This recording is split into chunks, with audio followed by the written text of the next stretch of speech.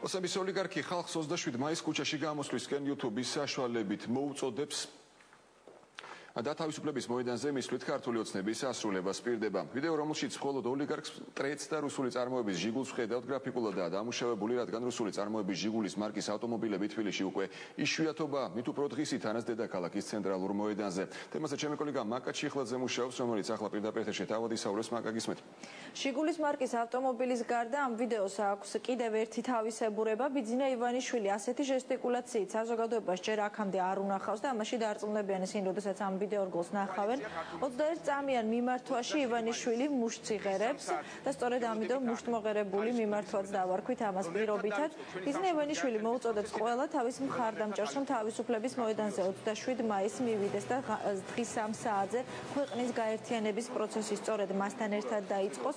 ივანიშვილს შეგახსენებთ, რომ დაგეგმილი ჰქონდა 26-27 მაისს აქციების მოწყობა, თუმცა 26 მაისთან დაკავშირებით მან მერიისგან მიიღო უარი და გადაწყდა, რომ 27 მაისს ისინი შეიკრიბებიან თავისუფლების მოედანზე, როგორც უკვე თავად მოუწოდებს ის საკუთარ მხარდამჭერებს და აქ არის კიდევ ერთი მნიშვნელოვანი დეტალი, რომ 1 მაისს ბიძინა ივანიშვილის პრესსამდივნომ შეიტანა განაცხადი ქუჩის აქციაზე, მხოლოდ 4 მაისს გადაწყვიტეს, რომ ამ აქციის ორგანიზება უნდათ ეროვნულ სტადიონზე.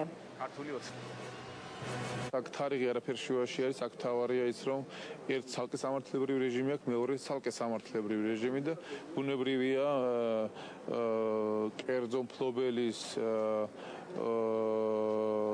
ვერ მოსთხოვ იმას, რაც უნდა მოსთხოვო თბილისის მერიას, ადგილობრივი ხელისუფლების ორგანოს.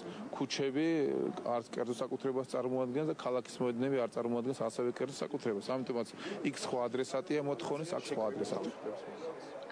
რაც შეეხება უარს, რომელიც მიიღო ეროვნული სტადიონიდან ბიძინა ივანიშვილის ორგანიზაციამ, ეს გახლავთ დასაბუთებული უარი. ბორის პაიჭაძის სახელობის სტადიონს ამჟამად უტარდება მასშტაბური რეკონსტრუქცია და ის თამაში, რომელიც დაგეგმილი იყო ამ სტადიონზე, გაიმართება 26 მაისს ლოკომოტივის სტადიონზე. შესაბამისად, ორივე სტადიონი ამ დროისთვის იყო დაკავებული და უარი სწორედ ამით იყო განპირობებული. სწორედ მას შემდეგ გადაწყვიტეს მათ 27 მაისის საკითხი, თუმცა აქაც ერთი მნიშვნელოვანი დეტალია დასაზუსტებელი. 27 მაისის შესახებ ჯერ ლოკომოტივის სტადიონისგან არ მიუღია პასუხი ბიძინა ივანიშვილს, თუმცა მათ თავისუფლების მოედანზე გამოსვლა უკვე მაინც გადაწყვიტეს.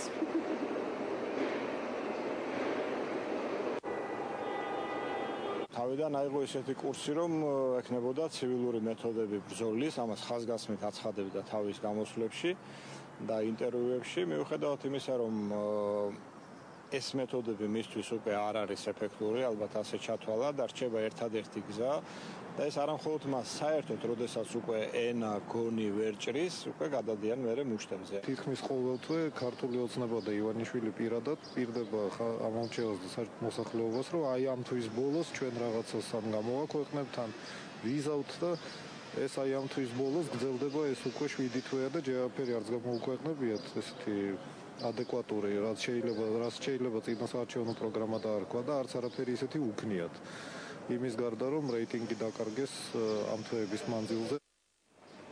გარდა იმისა, რომ თქვათ აკრიტიკებენ ბიძინა ივანიშვილის ქუჩის ინიციატივას, ინტერნეტ მომხმარებელი, რომელმაც უკვე არაერთხელ ნახა მისი ეს 21 წამიანი მიმართვა, საუბრობს ასევე გრაფიკული მონტაჟის უხარისხობაზე, რაზეც გიორგი შენი საუბრე დასაწყისში.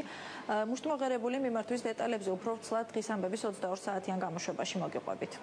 მადლობა, მაკა. ბიძინა ივანიშვილი ხალხს 27 მაისს ქუჩაში გამოსვლისკენ YouTube-ის საშუალებით მოუწოდებს. პირდაპირ ეთერში მაკა ჩიხლაძე